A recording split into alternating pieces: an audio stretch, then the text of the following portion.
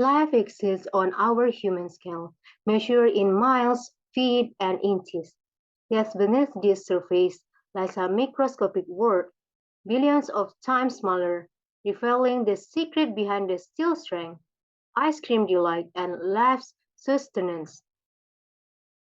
This revelation birthed the art of chemistry, which led to the following greatest discovery. Discovery of oxygen. In the latter part of 18th century, Joseph Priestley conducted experiments searching for new gases. He stumbled upon a particular substance while heating mercury coals, and then he noticed a gas release, but he unaware of its identity, so Priestley continued his work. In the 1774, after sharing his discovery story with the Anton Lavoisier, a French scientist during a visit to Paris, the true nature of his finding emerged. Lavoisier, renowned for his pioneering work in chemistry, meticulously repeated Priestley's experiments and identified the emitted gas as oxygen. This discovery reshaped the language and understanding of chemistry, laying the groundwork for modern chemical principles. Discovery of atom.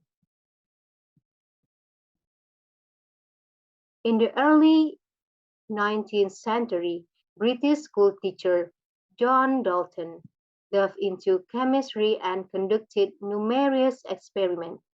For his meticulous calculation and experiment with elements like oxygen, hydrogen, and carbon, Dalton proposed a groundbreaking theory.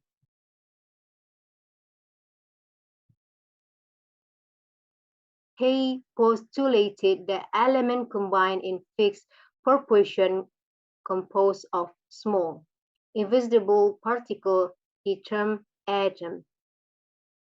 Dalton's groundbreaking concept of atomic theory, simplifying the relationship between elements and their visible atomic constituents, transformed the understanding of matter and become the cornerstone and modern chemistry. Discovery of molecules. In the early 18,000, French chemist Joseph Gay Lucas conducted experiments aligning with Dalton's atomic theory. He noticed that when he combined equal volume of different gases, the resulting gases often doubled in volume unexpectedly. The explanation for this anomaly emerged in 1811 from Amedeo Avogadro, a physics professor at the University of Turin in Italy. Avogadro realized that the assumption of single gas atom was erroneous. Instead, gases were composed of multiple atoms, forming what he termed molecules. This insight propelled chemistry beyond its limitation, enabling scientists to systematically explore and create new compounds. Discovery of urea synthesis. In his German laboratory in 1828, Friedrich Wöhler made a groundbreaking discovery. While experimenting with the inorganic chemical potassium cyanide and aluminum sulfate, he stumbled upon a creation of urea, a substance preciously thought to only originate from living organisms. The synthesis of urea from these inorganic compounds shattered the belief in the fatal force theory, demonstrating that organic and inorganic substance share a fundamental similarity at the atomic level. Wöhler's accidental synthesis showcased that organic compounds could be created from inorganic elements, heralding a new era in chemistry. Discovery of benzene ring structure revelation. In 1858, German chemist August Calculi puzzled over the structures of benzene, the only chemical that defined existing structural formulas. One evening while dozing by the fire, Calculates dreamed of a snake swallowing its own tail, leading to a epiphany. Perhaps benzene's carbon atom forms a ring structure instead of assumed linear arrangement. This dream-inspired revolution revealed the hexagonal ring structure of benzene, transforming the understanding of organic chemistry. Calculus realizing provided the key to understand carbon's unique bonding properties, laying the groundwork for modern organic chemistry. Discovery of double periodic. In 1869, Russian chemistry professor Dmitry Moldev was formulating a textbook for his students.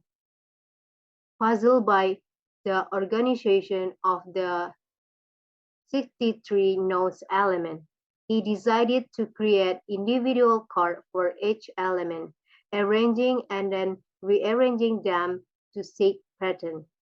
Through diligent experimentation, he discovered a periodic pattern based on atomic weight and chemical properties, leading to the creation of the periodic table of elements. Maldiv's visionary work not only organized the element but also enabled him to predict the existence and properties of the element yet to be discovered. His bold predictions were validated when these elements were eventually found, cementing the periodic table significant in the field of chemistry. Electricity transforms chemicals. In 1809, Humphrey Davy found a new kind of fire, electricity. He did a battery experiment in his lab. He melted some potash, a mineral found in the ground that also forms in the ashes of wood. Then, he ran some wires from one of the biggest batteries to the melted potash, and something called pure potassium came up. Davy discovered the power of electricity to react with chemicals and transform them. Atoms have signatures of light. In the 1850s, Robert Bunsen and Gustav Kirchhoff conducted an experiment to answer why substances emitted different colors when placed in a flame. For example, when sodium placed in a flame, it becomes yellow, copper shades of green, and strontium shades of red. To discover this experiment, Bunsen and Kirchhoff built a tool called spectroscopy, using a prism and the pieces of a small telescope to help them see the spectra coming from heated substances, and it worked. Using their spectroscope, they discovered two new elements.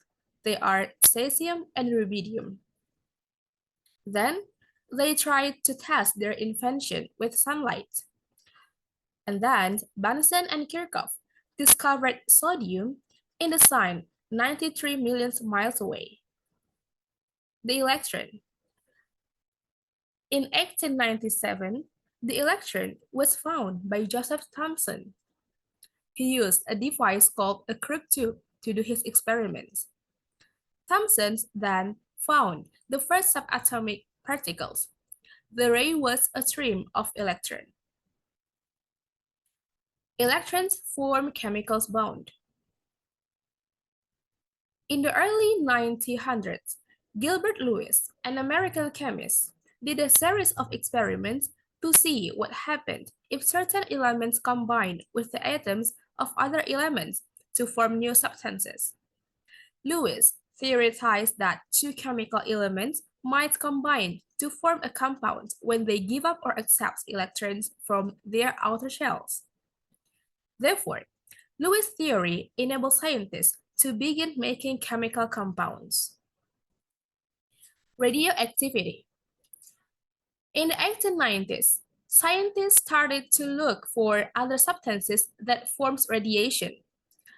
Becquerel, a French physicist, did a series of experiments to get the answer by testing various minerals. One of the minerals to test was uranium, using his technique. From these experiments, Becquerel was able to prove that he had found a source for the radioactive rays. That source was uranium. And then in 1898, Marie Curie and his husband, Pierre Curie, continued the experiment to look for other substances that form radiation. They isolated elements that were responsible for the radioactivity in uranium ore. Finally, they succeeded in isolating two new elements, which they called polonium and radium.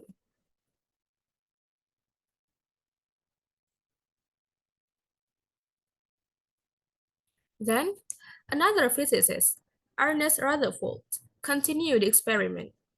He found three other elements, which he called alpha, beta, and gamma rays. Since those discoveries, we have learned a lot about radioactivity. Radioactivity have given us medical imaging, a treatment for tumor, and a method for calculating the age of the Earth. The discovery of plastic. In the 1860s, John Heath, a printer and amateur chemist in Albany, New York, made news when he discovered a way to exploit the long stringy molecules of cellulose found naturally in plants and created the first plastic. 50 years later, Belgian-born chemist Leo Baekeland took the next step in the discovery process of plastic. From 20th century was forever changed. Plastic are polymer. Polymer are long-chain molecules, not individual molecules, that are then clumped up into a solid of some sort. They are really molecules that extend out very far, change of carbon atoms, sometimes with some other elements in them. The advantages, it's moldable. Polymer, plexiglass, and polyethylene are the structural materials of our civilization. And those materials is the example of human creativity in chemistry. Richard Smalley is a professor of chemistry at Rice University in Houston, Texas. In 1985, he and fellow chemists Robert Curl and Harold Kroto were studying chemical conditions in outer space. Using sophisticated laser and spectroscopic equipment, they were searching for evidence that might help reveal the chemical nature of interstellar matter. In 1996, Robert Curl, Harold Kroto, and Richard Smalley won the Nobel Prize in Chemistry for the discovery of the fullerenes. In 1985, there was one special cluster of carbon atoms that had precisely 60 atoms that was magic, was specially stable compared to any other cluster. Smalley, Kroto, and Curl named the new molecules buckyballs after Buckminster Fuller, the architect who designed the geodesic dome. What they really discovered was a whole new class of large, all-carbon molecules which came to be called fullerenes. Next, It's C60 molecules, which has the most symmetry of any molecule ever discovered. It's a big thing. This is about a nanometer in diameter, about 10 angstroms here. A nanometer, a billionth of a meter. The fullerene was made of hollow molecules of pure carbon that form a seamless hollow tube called carbon nanotubes, or in honor of smelly discovery, Bucky tubes. The fullerene also have pentagons and hexagons. And now this thing is just a sort of a Bucky capsule. You can imagine this thing being very long, and in fact this thing have been made millions of times longer than their diameter now. Bucky tube also a stiffest object in the universe. Carbon nanotubes are one of the reasons the word nanotechnology has become so well known. Nanotechnology refers to building things from scratch like this nanomotor. It's the ability to assemble the atomic and molecular building blocks of nature to create a new generation of products and applications that are stronger and more precise. The next realm of chemistry is the next thing in chemistry. We can't afford to pick every atom up with our finger and stick them in. We have to the atoms self-assemble, and they have to come from some source of cheap atom so we can make that efficiently. We call it chemistry. Of course, this day we call it nanotechnology. It's the same thing. The great discovery that we have just seen helped make it happen. Exploring beneath the surface of things inside the realm of chemistry, and chemistry can changing the world. This is the end of our video. That's all from group 4. Thank you for watching this video until end. Wassalamualaikum warahmatullahi wabarakatuh.